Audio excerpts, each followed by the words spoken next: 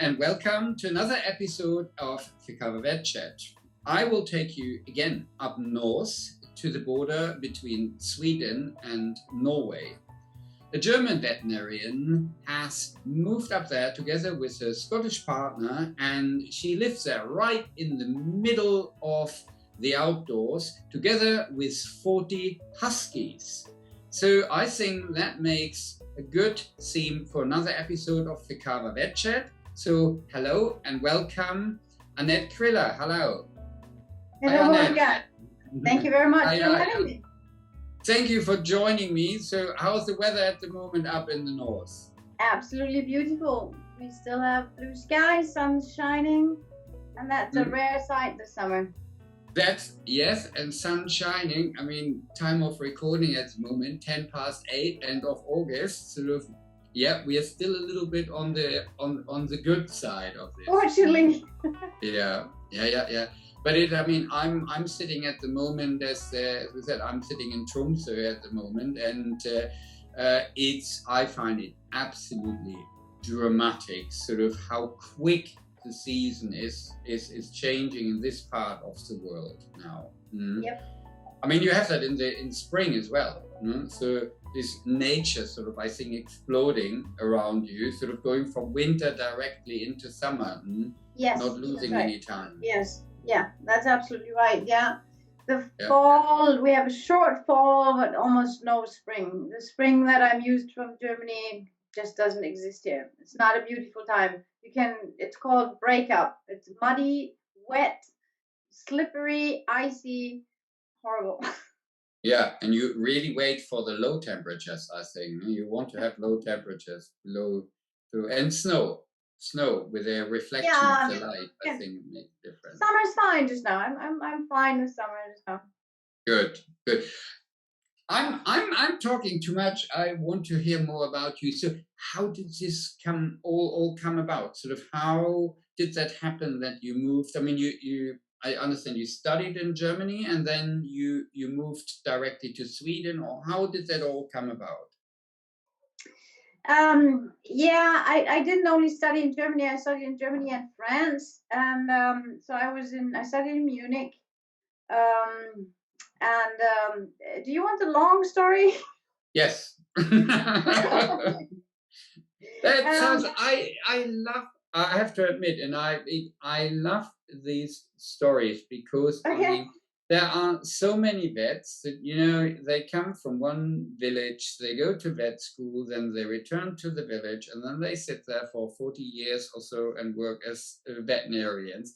And although I envy them that they are rooted and that they know where they come from, also I like these interesting stories where people sort of move from one country to the next and make big decisions. And I think there will be a lot of our sort of listeners and viewers that might think, oh God, this day-to-day work around here, I would love to be somewhere else and work completely different. And I mean, you have done it. So back to you. I'm talking again. All right, you get the long story. The long story starts that I always wanted to do something with animals when I was a kid, and so veterinarian occurred to me, but I didn't really know what to do. And then also when graduation came around, the grades weren't quite right, and all my friends, and I always did sports. I used to be a competitive swimmer, and all my friends were studying sports, and that sounded really good. So I thought, okay, I'll do that. So I went to Cologne to study sports, and I became a diplomat sports scientist with a degree, and then moved to Munich and worked for the Professional Ski Instructors Association. And it's always about boyfriends. I had a boyfriend who had sled dogs. That's where it all started, really.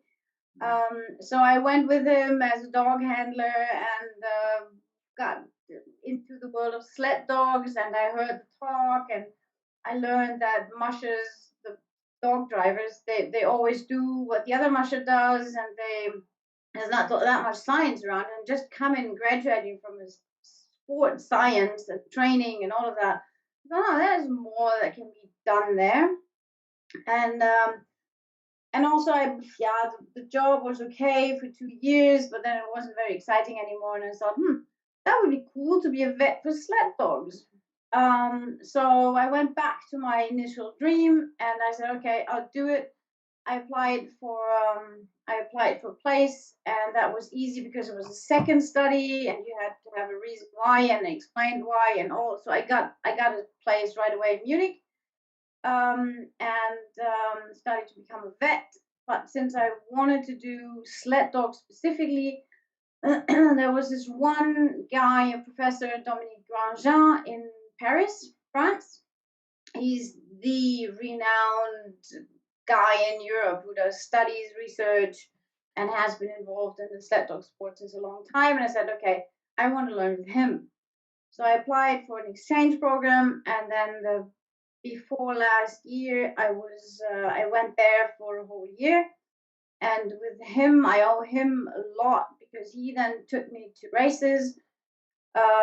He took me a little bit under his wings. I went to races in Finland. I even went to Alaska with him. I did my doctorate with him about sled dogs there. So that's why I got involved in the whole sled dog world. But during my studies, I also realized that being a veterinarian is actually a really cool job. So I did like to be a veterinarian for whatever animal. I also realized there's not much money to make in sled dogs, so not in Germany anyway, and because mushers are all poor or crying poor. so, um, so that was that, and I was a vet, and I was quite happy. I joined the ISDVMA, International Sled Dog Veterinary Medical Association, to just do as much sled dog on the side as I could. I went to races. I went to the Yukon Quest in Alaska. And that's where I then met another boyfriend. And that took a few years. We were just friends, and then several years later, it turned out okay.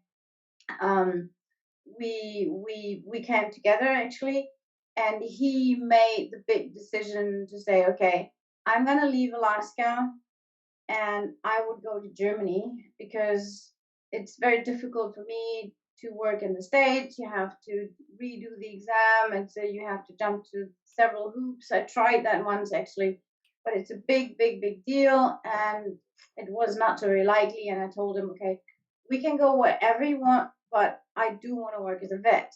That's all I want to do. I don't care where I work, but I do want to be a vet.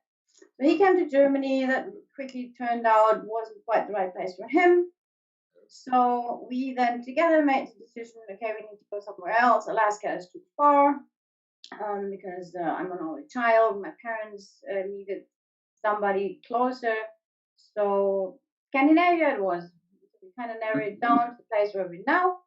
And that's where I then started my own vet practice. And he had made, when he came to Germany, he had made the decision after 27 years. Okay, he would be done with sled dogs. He gave it up, and you were here. You know how much he gave it up. So now we have 40 sled dogs back.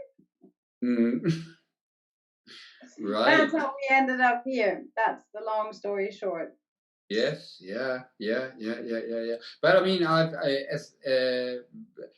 had the great pleasure sort of meeting you in person and have a coffee with you. And I mean, the countryside sort of around you, next to a big river, and with all the forest and the woods around you. I mean, sort of a lot of people dream about it, sort of, but I would also assume, I mean, it has also some of its shortcomings.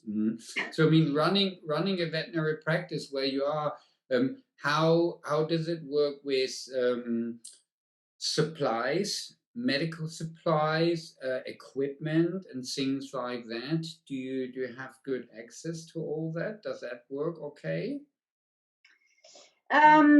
Yes and no. I mean, it's nothing compared to Germany or what I was used to Germany. The turnaround times for anything, if you want lab work or have orders or order meds or supplies or whatever, it's about at least a week. It's always about a week. You can rent some stuff comes a bit quicker, but that's what you have to think of. You can order most of it. There are not very many suppliers. The big difference, as you probably also realized working in Sweden and Norway, is we don't have the what is it called in English? The Apotekensglasung. The right to dispense Right. medication. Mm-hmm. Right. Yeah. So I have to buy my drugs in the pharmacy just for the same price as everybody else.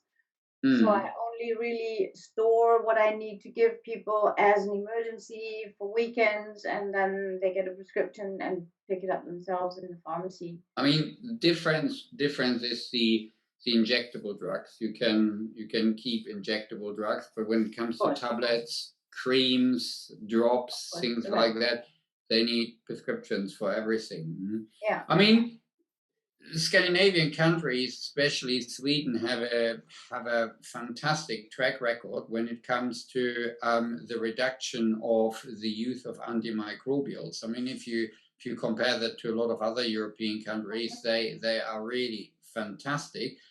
Having said that, I don't know how you see that. I at times were sort of despairing a little bit, because I felt, well, I would love to give this client right away, example, a painkiller off the shelf. Instead, I had to write a prescription, and it meant that the client had to go then first to the next pharmacy, which might be quite a hike, especially in your part of the world, and sort of to go to the next pharmacy. And then it was not necessarily in the interest of the pharmacy to stock veterinary medication. So I had so many pharmacies that just didn't have the basic stuff. So just ordinary painkillers, and obviously with antibiotics, very restrictive. You have to make a really good case for any time when you use antimicrobials, which I think is probably a good thing. We probably shouldn't shouldn't earn money on the sale of antimicrobials, but with a lot of other drugs where it was, I think, really in the interest of the patient to have fast pain relief. Also, yes, I could give them an injection at the practice, but then if they didn't get the painkillers within the next 24 hours, it was tricky. No, but it's not that restricted. You can have tablets at home or at the practice, and I do. So what I usually do, and it's completely right, the pharmacies often don't have it's a constant struggle. Medication is a constant struggle. You have a lot less variety what you can prescribe because they just don't have it. If you're lucky, they can order it within a day or two, but you have to be prepared that people will be without medication for a few days. So I always do have a certain tablets at home, at the clinic, that I can provide for them, so they can use it for like 2, 3, or 4 days until I'm relatively confident they will get it from the pharmacy. Then not all pharmacies are open every day up here. That's the next thing. 2 pharmacies I usually work with, one tries to have everything what I usually prescribe at home and available. The other one, not so much. And you say the track record with the antibiotics, that also what I see, that definitely has its downside. It looks very good on paper. But what I see in the referrals, it's a constant struggle, because I mean, they literally rather have the animal die instead of giving antibiotics, and that I think is taken a little bit far. And I'm quite appalled by that. But so interesting, it's yeah. we were talking about seasonal changes. I mean, with the climate sort of, or the temperatures being so different, do you have any sort of very seasonal, or what shall I say, conditions that are far more common? So I don't know, when the hunting season is on, that you have dogs with hunting injuries, so shot wounds, or being attacked, or in a fight with a moose or something like that, or in, I don't know, or in the winter problems with animals that were outside, so hypothermia or something like that. How is that where you are? Yeah, so it's very, I mean, that's an interesting question coming up, because right now hunting season is imminent. So it's starting now, actually, tomorrow for birds and bear, and then Monday in a week for moose. Moose hunting is the big deal here. So now they come with all the dogs that are limping. They may be limping since March, but now it needs to be taken care of, because since it hasn't gone over, now it really, somebody needs to look at it, because he needs to be hunting. Good, yeah. But the big deal is what I'm going to be treating for the next since about a week, and for the next 3 weeks, is noskvalster, which is nose mites. And that's a big deal, because they're sitting in the nose, in the nasal channels, and not only the dogs may have a characteristic symptom for those is the reverse sneezing, but they can also lose their sense of smell, and for a hunting dog, that's not so very practical. So all the hunters are completely terrified, and they come with dogs, and some come and claim that the dog has noskvalster and need to be treated, but it doesn't. And but many dogs really actually do have that, but they only find that out when they now let the dogs loose. In sometime in August, the ban of having, or the requirement of having dogs on a leash stops, and they let them loose in the forest to just go do their thing. And then it turns out, okay, the dog doesn't leave their owner, doesn't go anywhere, so something's got to be wrong. So it doesn't smell anything. And that's treated. Right.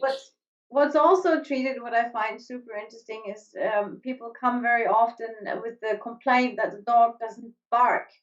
That's something I have never heard in Germany, that complaint. It doesn't bark all right. It's a horse. It doesn't bark loud enough. It doesn't bark often enough, and it's somewhat hoarse. The voice is not right, but that's usually what has preceded is that they have let it go loose in the forest. The way they hunt here is they let the dogs loose. The dog is supposed to find a moose and stay with it and bark at it until the hunter arrives, and then finally shoots the moose. So dogs have GPS trackers on it to find, so the hunters can find the dog and then the moose. But in the training phase, when they don't shoot the moose, dogs may escape, and they're just out there for 10 hours. So it may well be that the dog's all out there all night, 10 hours barking at the moose. And then the vocal cords are a bit irritated. Yeah. And then I need to fix it with one injection, and it needs to be good. Good. That's cool. Then, so that's pre-hunting, and during hunting, of course, you have hunting injuries, which is, I would think, 60-70% is due to the fact that they run crisscross around the forest. When they're well trained, they're trained on either the asphalt roads or the forest roads, but when they're actually hunting, they go cross country. So there are lots of stumps and roots and whatever else which they have in their feet and poking everywhere. Also sore muscles, because it's a different movement when they have to go over the roots and instead of on a straight road, things like that. And then about 40% is actually injuries from the moose or from the actual hunters. I have that too. They shoot their Happens. No? Yeah, but what I found, sort of, especially with Yemtun, they often came in with rib fractures because they had been hit by the shovel. And jaw fractures were also not uncommon that we saw in Östersund and Okay. Okay.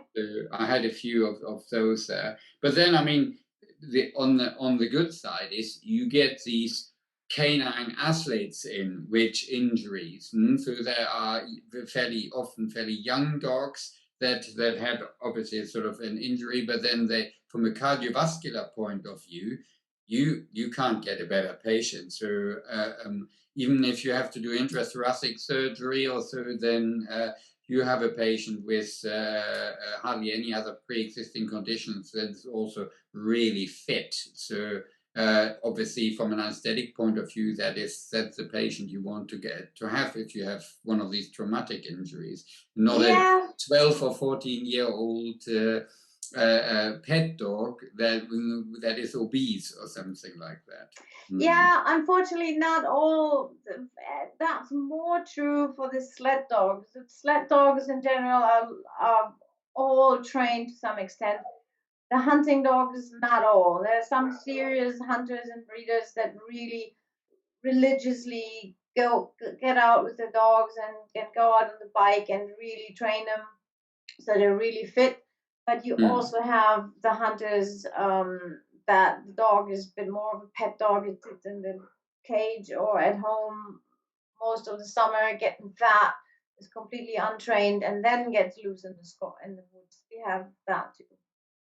Lots. Yeah. And they get injuries a lot easier, of course, than the well-trained ones. Another aspect of your life where was interesting for me just to see how you get on with that. So you obviously you don't have a Swedish background, but then you chose to not only to live but also to work in different countries. So this is Germany there, in France you probably had to speak then French with the colleagues over there. Then in Sweden, sort of you had to learn the language to work there. How do you feel sort of about not only living but working, communicating? And we as vets, we have to communicate a lot. Yeah, right. Sort of in a different language. How well did you find that very difficult, or do you like foreign languages? I don't know. It's sort of, I mean, there are at least 4 languages involved here: German, English, French, and Swedish. That's right. Do you have more to offer? No, I'm just learning Mongolian, but I'm not very far yet. No, I like languages. I always had a hang for languages. I like languages, so that's not so much of a problem. It was a bit of. I was lucky because in the beginning I had assistants, helpers, nurses, if you want, who spoke very well English. So during my work day, I said what I needed to say in English. They would translate it into Swedish, then translate the Swedish from the clients back to English for me. So I heard it all the time.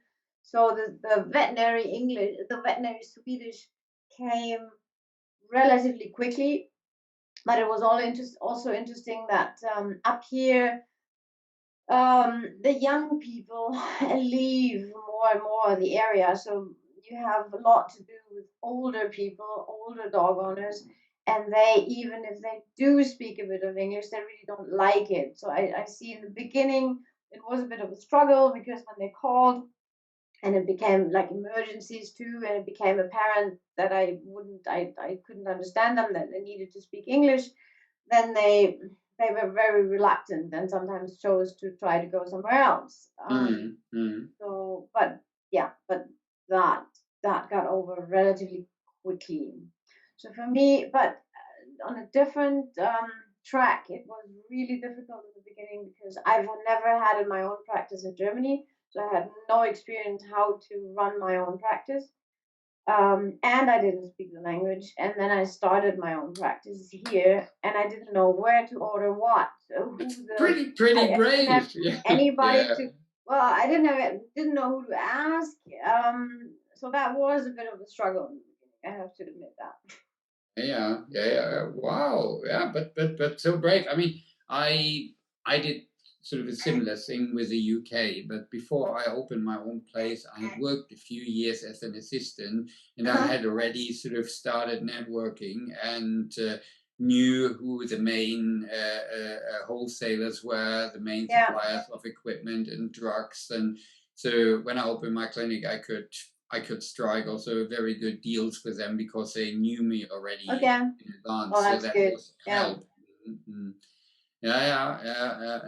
Yeah, but it was interesting in the beginning. Yeah, but I don't know how you think about it, but I always felt that one big difference between Germany and Scandinavia is how common it is that people have pet insurance, and pet insurance can make such a big difference. Mm-hmm. Yeah.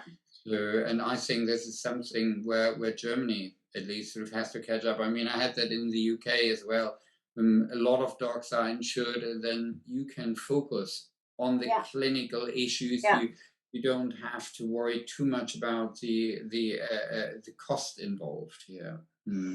Yeah, it is a lot more than in Germany. I totally agree, and I'm super happy when they do have an insurance. But still, I think up here in the north, there's still fewer people that have an insurance than perhaps further south or in a little bit bigger cities. And frustrating enough, I encounter that all the time, that people have an insurance for their pet, and then when he or she turns like 10, they feel okay, now they have paid enough, now they're gonna cancel the insurance, and that's when they get sick. Yeah. So that's very frustrating. And maybe that's the part to lead over what you were saying in the beginning about the mentality of people up here and how, in which way it's different.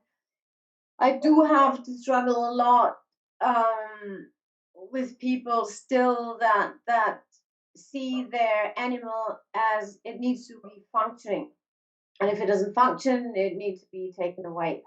And that's still the sentiment in many people around here that I'm fighting with. Yeah. One big difference, I think, I don't know how you feel about that, with sort of with Swedish clients, I felt sort of compared with German or British clients, was they were so patient. Because but we have that so often that if they had to wait an hour or something like that for a normal appointment, no big deal. They are just happy that somebody is there who's seeing their dog. So okay, then wait an hour. We had sort of people sort of turning up with a camper van in front of the clinic and saying, whenever you are ready, so we have everything with us, or bringing garden chairs and tables if the weather was nice, sort of out, and then especially during the COVID sort of period, so then when we were admitting patients in the car park, so then okay, let's wait. And that's in Germany, sort of you have to wait more than 15 minutes. Oh my God. I think in that way I'm really lucky. Two things also, I find my clients not very demanding. I think in Germany, or what I hear from colleagues in the US, when you have several vets around that you're competing with, that clients use that to their advantage, and they come and they want instant results, and I don't have that pressure. I don't feel that pressure. I'm super lucky in that. I mean, I don't have much competition. That's the other thing. I mean, the vets are far away from here, so and that makes me, I'm just, I love my job. I like it. I don't have this burnout and pressure that I see in many other vets when I hear when this demanding attitude of clients, that they come and they want results, instant results, and they want something for their money, and get nasty if you can't deliver, if you make a mistake or something. I don't have that, and I'm very happy about that. Good. Yeah. No, I mean, that was also at when I had my clinic in the UK. Sort of, I always felt that it is not worth keeping every client. So, Oh, so yeah. life is sometimes sort of there's a small number of clients Yeah. that cost you so much effort, and they upset so often the team, sort of, that life is better without them. Yeah. So, and okay, I mean, they might say, you might, I mean, there are ways and means sort of to try to avoid sort of having people like that in the practice. You don't need to save it. You just have to limit, I think, sort of your efforts to that what is important for the animal, but don't necessarily make them overly comfortable. If you think that they are not really nice to you and your team, why are struggling double or something like that? No, that's definitely one of the peaks of having my own clinic as compared to what I did before, being working as a locum or being employed in Germany. You have to take everybody at every hour.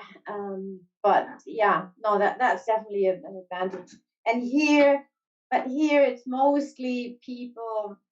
What I had sadly in the beginning is an attitude amongst people that which is supported by the law and even supported by the government actively, that if you want rid of an animal, you just kill it. So you go to the vet, and they have this expectancy that you are there to do a service for the owner. So if they demand their cat, dog, or whatever to be euthanized, I don't call it euthanize because it's killed basically. Then they expect you to do that, and they were super surprised when I said, no, this is a healthy animal. If you have an extended vacation and you don't have a place for them, I'm happy to help you to find somebody to care of it, or maybe do it myself or whatever. But I'm not gonna kill this animal for you. Oh yeah, I'm gonna drown it in the river, and I had to learn to try to be immune to that and say, well, if you want to drown him in the river and have that on your conscience, then I can't stop you doing that. But I'm not killing it for you, and that was really tough. But then, of course, word goes around, and these calls came less and less. So I don't have that problem that much anymore. But that was quite a contentious point for the first, certainly 4 or 5 years. Yeah.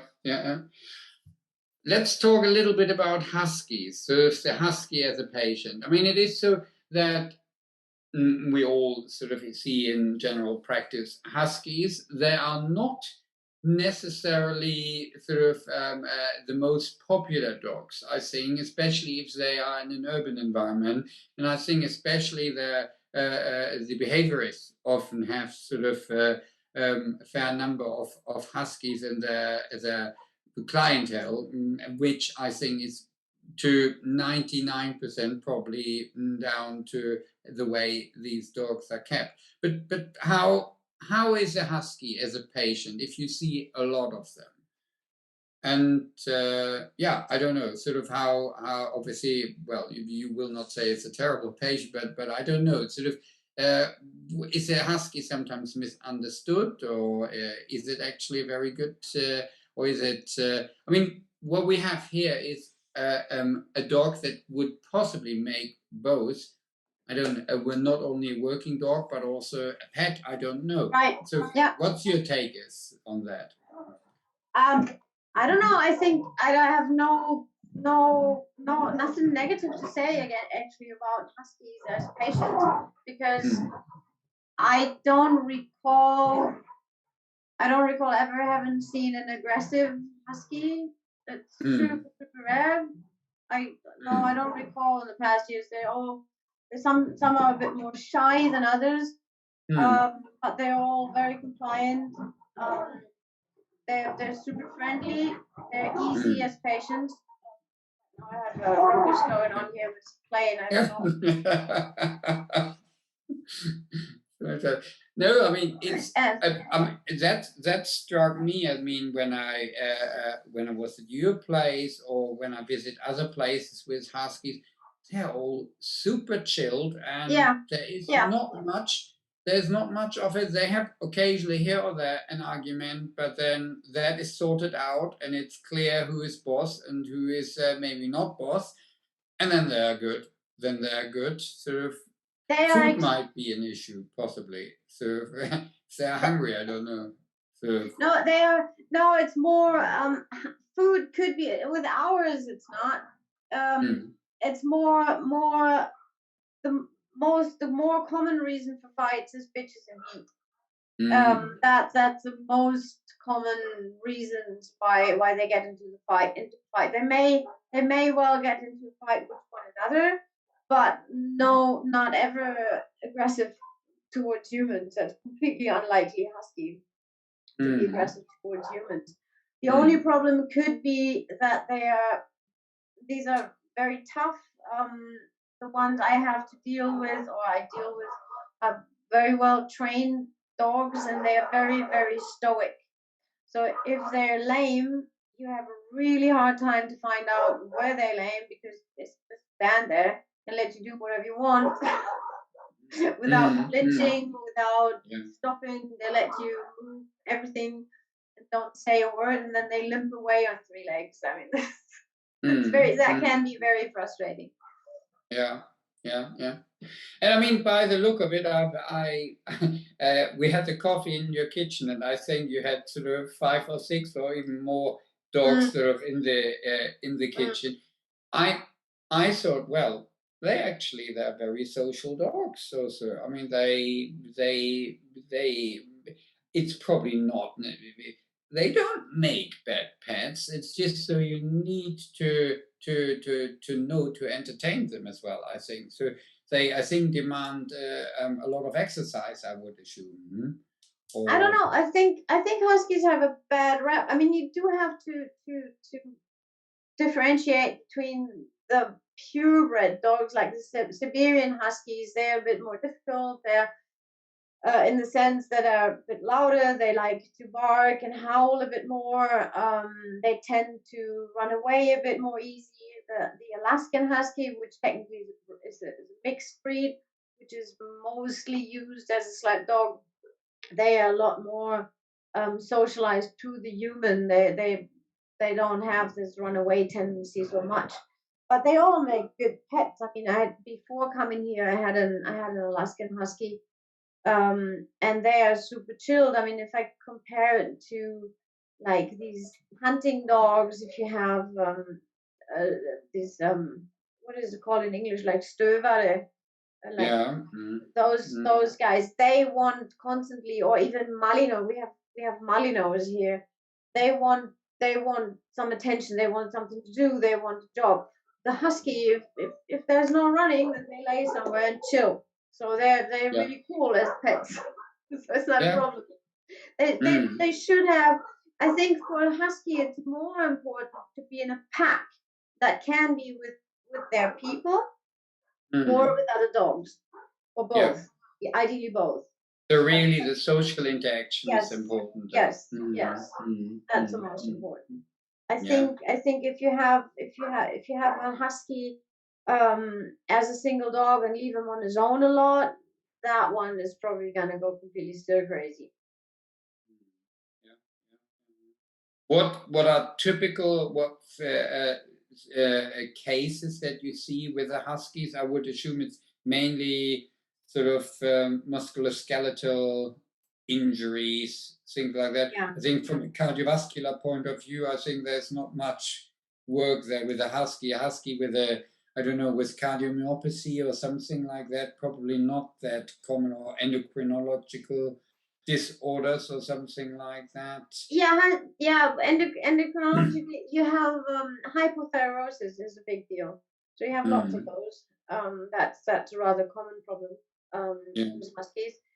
And then they can have everything like allergies, or they can potentially have heart problems too, but not very often. Um, when they're getting older, it's like kidney problems and stuff, and of course neoplasias.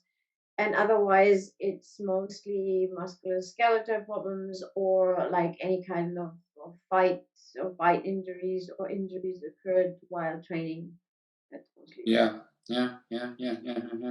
I remember in the UK we have the BVA Kennel Club hip and elbow scheme, and it was usually so that the Huskies had one of the lowest hip scores, so that you have a Husky with with hip dysplasia.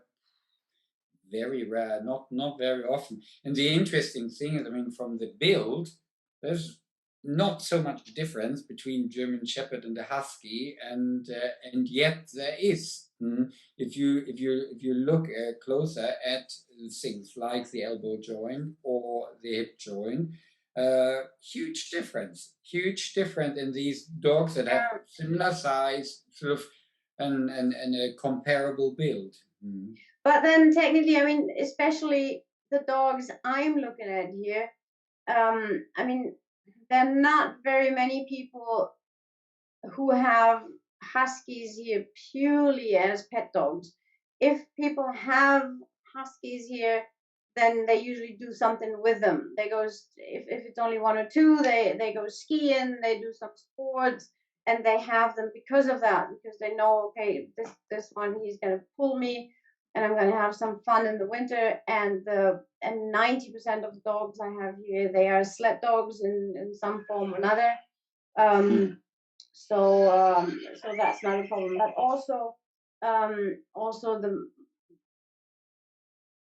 majority of the dogs I have here are Alaskan Huskies, and Alaskan Huskies are technically a mixed breed. So you don't have these standard breed problems like what you mentioned, German Shepherds or something. I do have, of course, some Siberian Huskies too, but they are all working dogs. So they're bred working dogs, so you won't breed a dog that doesn't pull and run properly. So that automatically, naturally breeds itself out. You don't really have that problem. I don't know in Siberian Huskies that are purely as show dogs. For the South in Europe, I don't know. You may have problems with hip dysplasia, but I don't know that. So winter is coming, sort of, or autumn is coming, sort of. Tell me, when you sit then up in Sweden, so what are the biggest things you are missing, sort of from Germany or from the continent? What am I missing in the winter now specifically? Yeah, I don't know, or from time to time, or is there nothing you're really missing? Yes, there is. I mean, from time to what gets a bit old, I think, is to have everything we buy here, whatever it's. I mean, maybe not groceries, but everything else you can only buy online. You cannot go in a store and look at things and feel things and try it on, or look at it and compare it to others how it looks like. Everything you buy online, that gets really tiring. Yeah. Okay. It has its advantages, but no, I really enjoy when I'm visiting my mom. I go to town and I go in stores and I look at things and touch things. That's really nice. The dark, of course, gets a bit to you in the winter. But it's as you realize now already. I mean, it's very fast. It goes very fast. That it goes dark until the 21st of December, and then relatively quickly the days become longer too. It's not that long of a period, so that I really like. That's the opposite of the question you were asking, but I really like the change of the seasons. So here, life in summer is a completely different life than from life in winter. You can't compare that. It's different. It's completely different. Not just a bit colder. It's a different life. Yeah.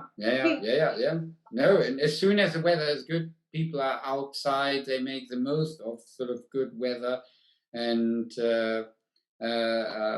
yeah, and also, I mean, I felt sort of up here in the north, sort of visiting people at 11 o'clock at night in the summer.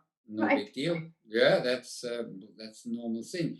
Go to somebody at, I don't know, in the winter at 7 o'clock in the now. Although I mean they have also things that go on in the evening. Nevertheless, generally a lot of things sort of the social interaction sort of as the temperatures go down is often so that they also I felt sort of a little bit down. Mm-hmm. Yeah, how so that. Sorry, but that's actually something I'm actually missing the diversity. I think there is the people up here.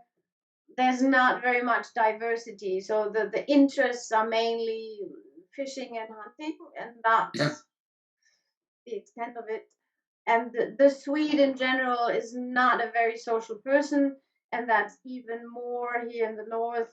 So there are no bars. There are some restaurants in the ski areas, but that's over an hour drive for us, so we don't really do that.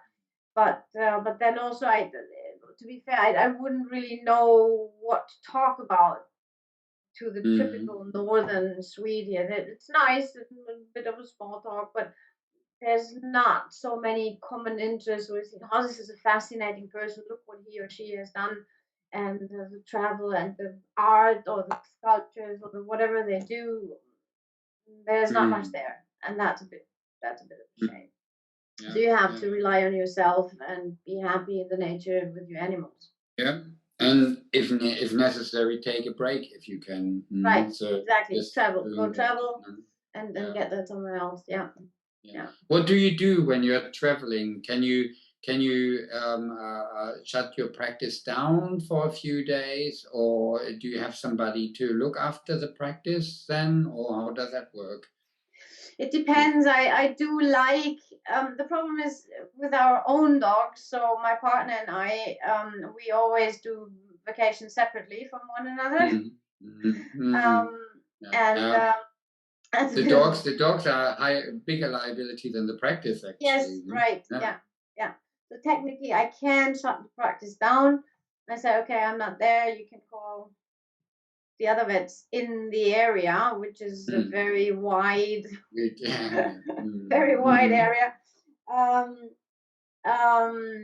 So I'd like to have a locum here, but then also it's difficult because I'm working with patients 4 days a week here, and I have lots. I'm quite busy as a practice, and I do most things myself, except the orthopedic surgery. But still, to really be in a position to pay a locum full salary is difficult.